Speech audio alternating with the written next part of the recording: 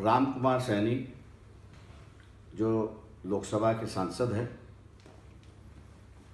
इन्होंने हरियाणा में लोकतंत्र सुरक्षा पार्टी गठित की है, रजिस्टर की है और जिनकी बाई इलेक्शन जो है उस बाई इलेक्शन में अपना एक उम्मीदवार खड़ा किया है कि जिनका नाम विनोद आसराई है।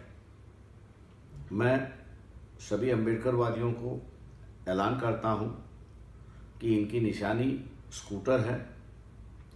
इलेक्शन के दिन स्कूटर के सामने का बटन दबाकर आप इनको भारी वोटों से जिताइए और हरियाणा में एक नई राजनीति की शुरुआत और पहल करिए।